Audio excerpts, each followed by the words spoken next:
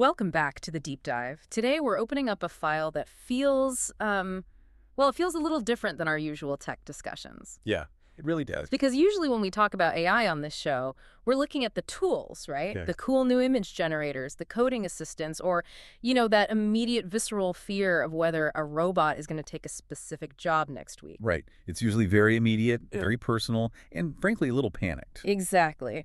But today we are zooming way, way out. We're looking at the math of the economy itself. We're diving back into that fascinating source material titled AI Futures. Authored by Jafar Humayun. Yes, Jafar Humayun's serialized analytical framework. And today we are specifically looking at episode 15, which has this slightly ominous title, The Circulation Paradox. It is a fascinating piece of work, and I think it's important to set the table here right at the start, just like we did last time we looked at his work. Humayun makes it very clear AI Futures is not a forecast. Right, it's not a prediction. Exactly. It isn't someone gazing into a crystal ball telling you exactly what the S&P 500 will do in 2028. It's a framework. It's about looking at the mechanics of how the machine works, or, in this case, how the machine might actually stop working. Okay, let's unpack that, because we actually touched on this series briefly before. For anyone who missed our chat on the previous installment, which was episode 14, can you give us the 30-second recap? Because I feel like we need that context to even understand what a circulation paradox is. Sure. So episode 14 was titled The Vanishing Point. And the core argument there was challenging this really common, comforting idea that AI is just another industrial revolution. You know, the old saying. Yeah. The bulldozer replaced the man with the shovel, but created a job for the driver. Right. The classic argument that technology creates more jobs than it destroys. We've heard that a million times. The Luddites smashed the looms, but we got better clothes and more tailors. The car replaced the horse, but we got mechanics. Why is Humayun so convinced that AI is actually different? It's a right question to ask. And Humayun argues that the difference lies in the cognitive gap. When the car replaced the horse didn't get a new job. But humans have always moved up the cognitive ladder. We went from muscle to management. So we just manage the machines. Yes, but the problem now is the machine has climbed the ladder faster than we can.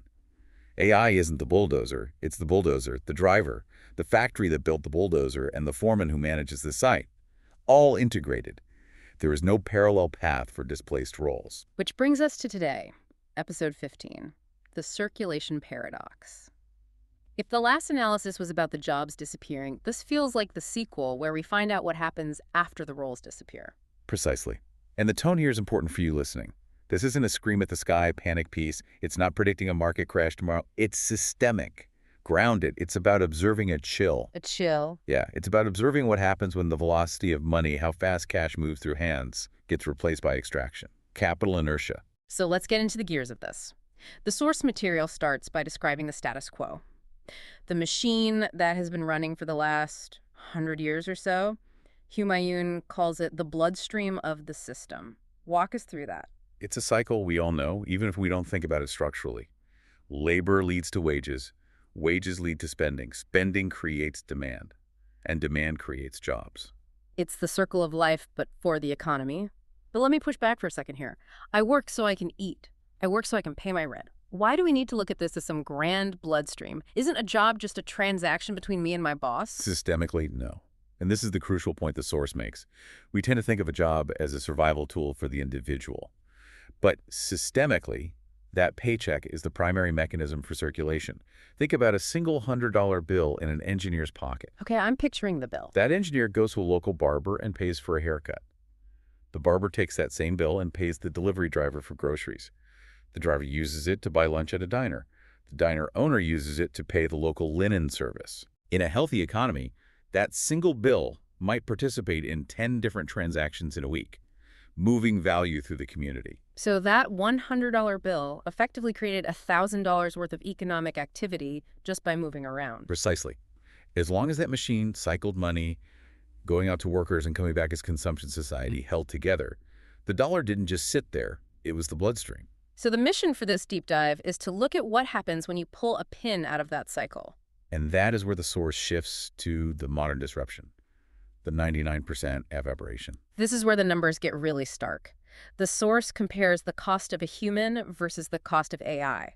And we've all seen the headlines, but breaking it down like this hits different. It does. Humayun analyzes the cost-to-consumption ratio.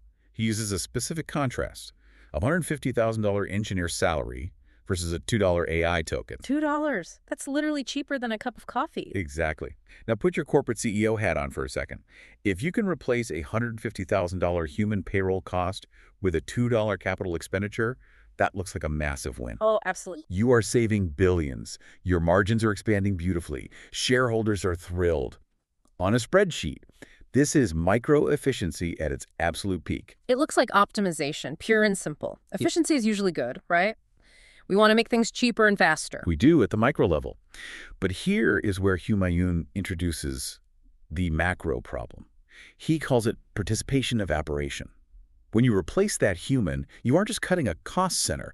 You are moving a node from the consumer web. Removing a node from the consumer web. I like that phrasing. Because that $150,000 didn't just vanish into a black hole. It was active economic participation. Exactly. Go back to our $100 bill example. That engineer was paying tuition. They were paying for a gym membership. They had a Netflix subscription. They went to the dentist for cleanings, took weekend trips. Right. When you swap them out for a $2 token, you save the money for the company, yes.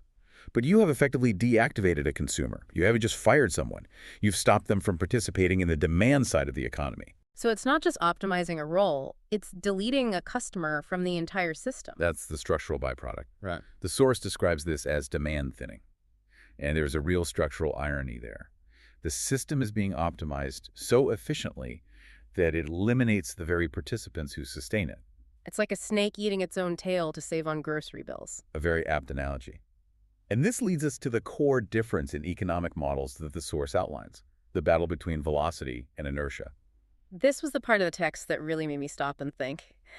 Because we always assume money is money. If a company saves $1 billion on payroll, that money still exists, right? It didn't burn up in an incinerator. It exists, but it behaves completely differently.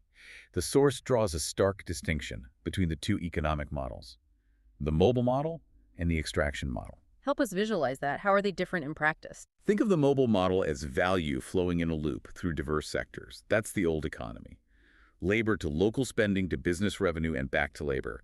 It is defined by velocity. The health of the economy is measured by how fast the money moves and how many things it touches. Okay, I'm with you. The loop and the extraction model. In the extraction model, value flows upward and becomes motionless. It stops. That is defined by inertia. So back to my obvious question. If the companies are saving billions by using the $2 tokens, where is the money? It isn't vanishing. It is migrating upstream. The source is very specific about this. It sits motionless in corporate treasuries. It goes into stock buybacks. It goes into wealth portfolios. Or, crucially, it goes into infrastructure investments, specifically GPUs and data centers. Hold on, can you explain the incentive structure there? Why is it rational to just store it? It's pure capital allocation logic. If you're a company and labor is no longer required to produce your good, you don't spend money on labor. You prioritize storing value in assets or tech infrastructure. But the result is capital inertia. The flow of money through the community stops. Right, and this is where we get that quote that I haven't been able to get out of my head since reading it. A server rack doesn't eat lunch. It's such a powerful image, isn't it? A server rack doesn't eat lunch. A hedge fund doesn't buy groceries. It's funny, but it's actually incredibly profound when you look at the macro picture. It highlights the structural decoupling of production and consumption. A server rack requires power and cooling, yes, that's a capital expenditure. But it doesn't support the local deli. It doesn't pay rent.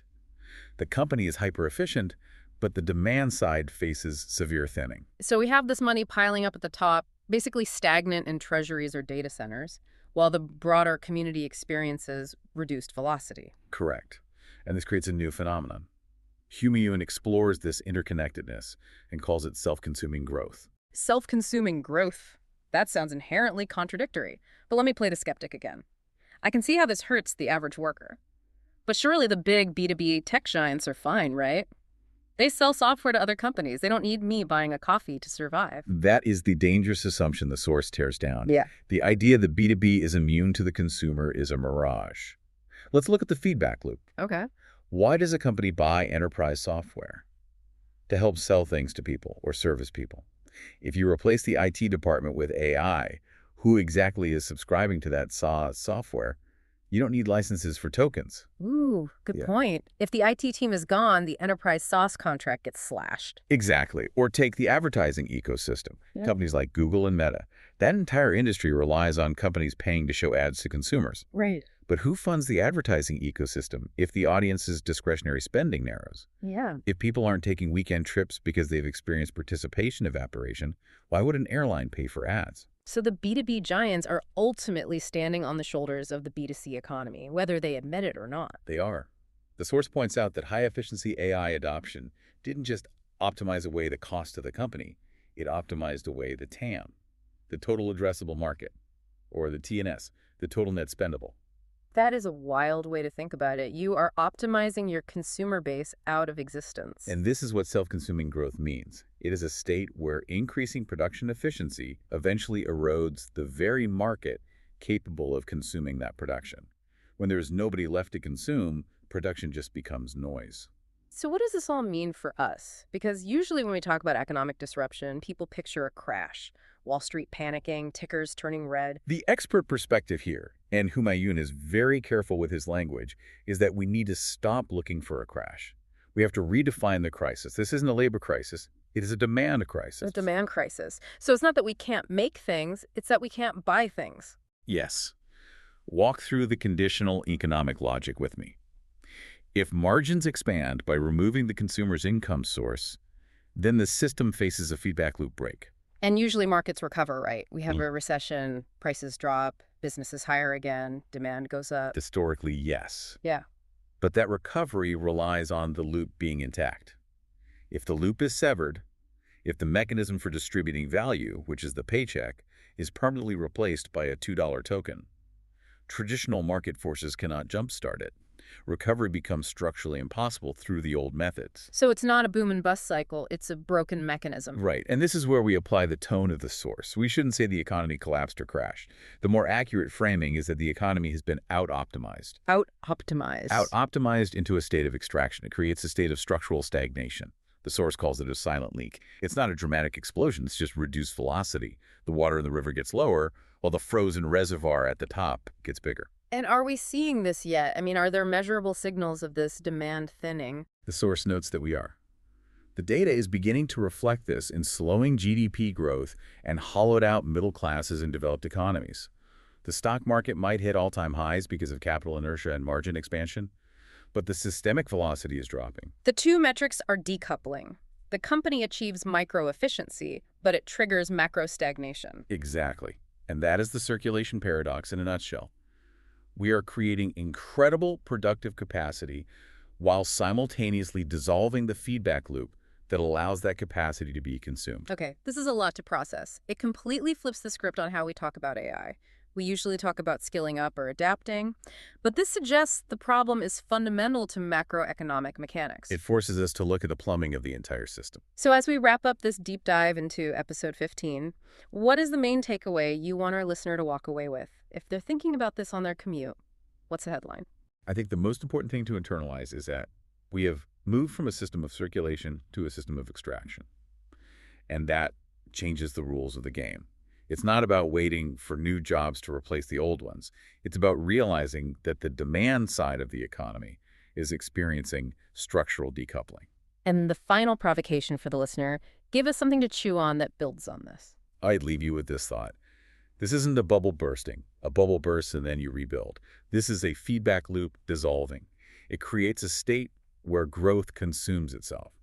So whether you were looking at corporate strategy or your own future, you have to ask, are we building for velocity or are we just accelerating inertia? Because eventually inertia stops moving entirely. Wow. Growth consumes itself. That is definitely going to stick with me. It's not the sci-fi robot takeover we expected. It's a silent leak in the macro economy. It's a heavy concept, but a vital one. We have to look at the math. Absolutely. And listen, if you think this structural view is intense, wait until you hear what's next. We're going to keep following Humayun's AI futures framework. The next file on our desk is episode 16. Ah, yes. The back office model breaks. We're going global. The focus is when the work stopped coming to emerging economies. We're going to be talking specifically about places like India and what happens when that offshore pipeline just structurally dries up. That is another massive piece of the puzzle. When the global arbitrage stops, The systemic implications are profound. I can't wait to get into that one. But for today, we will leave you with the thought of the server rack that doesn't eat lunch. Indeed. Thanks for joining us on this deep dive. Stay tuned. Stay curious. Stay systemic.